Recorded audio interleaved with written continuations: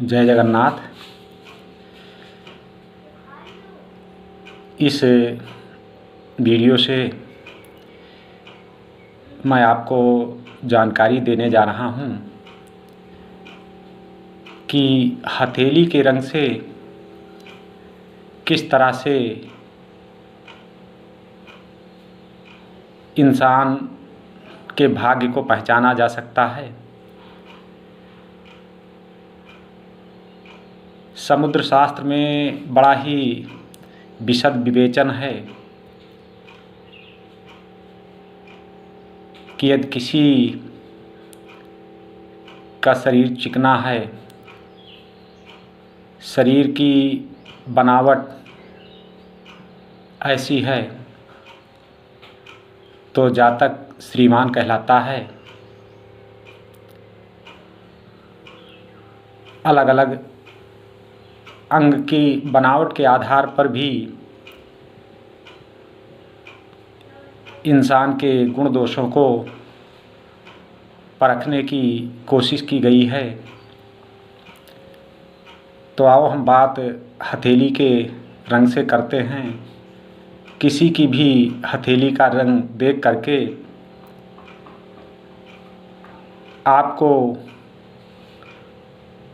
उसकी आय की सही जानकारी हो सकती है, उसके पास धन संपदा की जानकारी आसानी से कर सकते हैं। यदि हथेली का रंग उगते हुए सूर्य की तरह है, अर्थात ताम्र वर्ण का है, तांबे के रंग जैसा है, तो ऐसे रंग की हथेली वाला व्यक्ति बहुत ही धनवान माना जाता है। राजाओं के हाथों की हथेलियों का रंग खासकर ताम्र वर्ण का होता है। आज भी जिसके पास अथाह धन संपत्ति है, उसकी हथेली का रंग ताम्र वर्ण का होता है, तांबे के रंग जैसा होता है। यदि किसी की हथेली का रंग नीला है तो अच्छा नहीं माना जाता है। भिखारी या जो गरीब मजदूर हैं, इनकी हथेलियों का रंग नीला या इनकी हथेली में नीले रंग की रेखाएं पाई जाती हैं।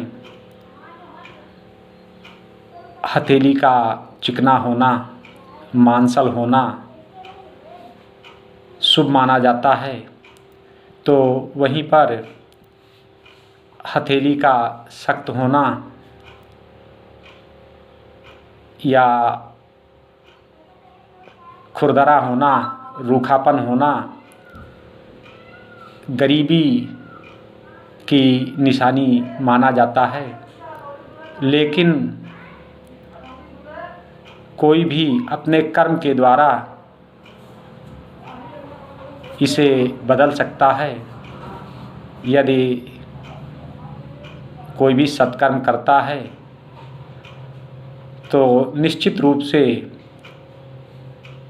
उसकी हथेली के रंग में परिवर्तन आ जाता है और वो निश्चित रूप से नई ऊंचाइयां प्राप्त करता है।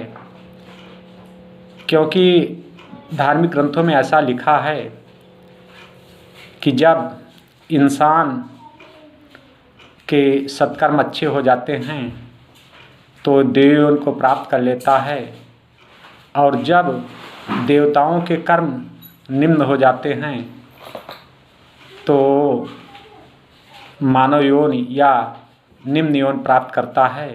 इसलिए कर्म को महत्ता दी गई है। हाँ, इससे हम अपनी पहचान करें कि हमारे हाथ में कैसे लक्षण हैं और उनको बदलने का प्रयास करें। क्योंकि मनुष्य अपने भाग्य का निर्माता स्वयं माना जाता है। मनुष्य योनि ही ऐसी योनि है